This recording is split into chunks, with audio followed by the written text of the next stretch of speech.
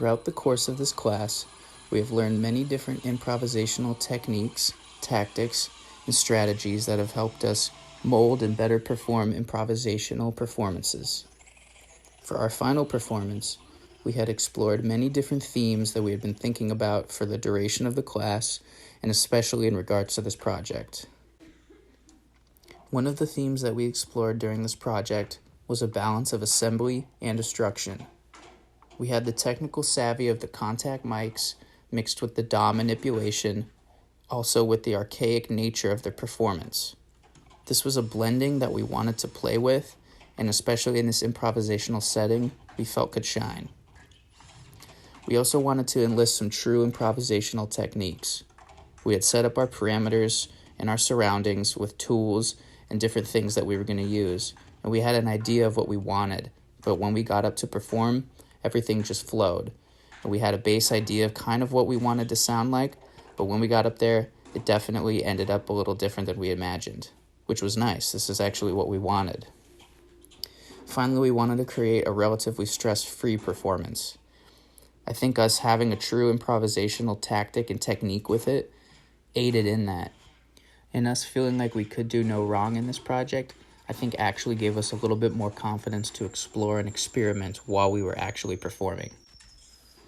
If I were to look back at the beginning of this course and see some of the parallels between then and our now performance, I think the found objects assignment was really helpful into us getting new ideas on the way we could manipulate and create sound.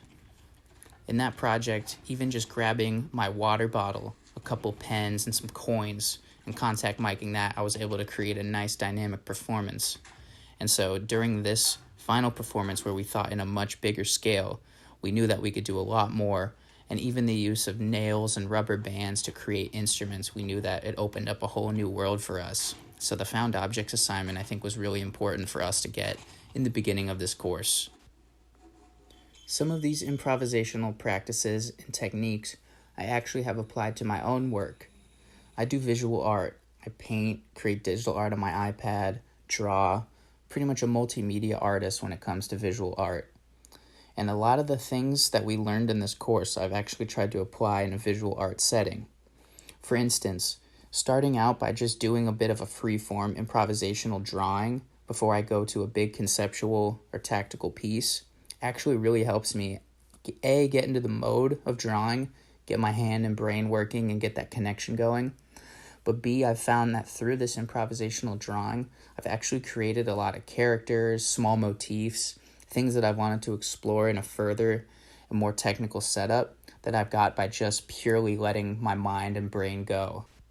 Even in regards to found objects, I found that a lot of my paintings have actually utilized non-traditional methods and brushes even when I've been painting to create more dynamic pieces.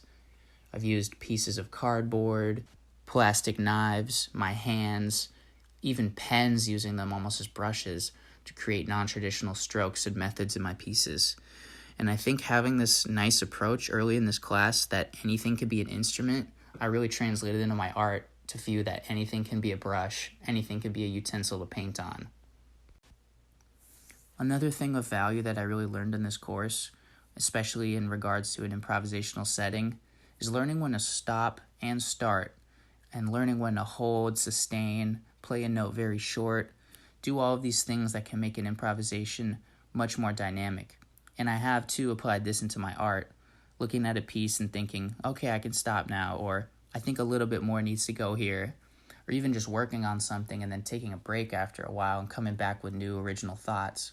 Sometimes I get into this mode of just go, go, go, and then I can end up overdoing something or pushing an idea too far. And so learning this approach to maybe ease up a little bit when the time is right actually has really helped me progress my art in new ways. Overall, I think our final performance was a manifestation of everything that we've learned in this course, and the techniques and the strategies that we've learned we've tried to apply in this final project to make something really dynamic and unique.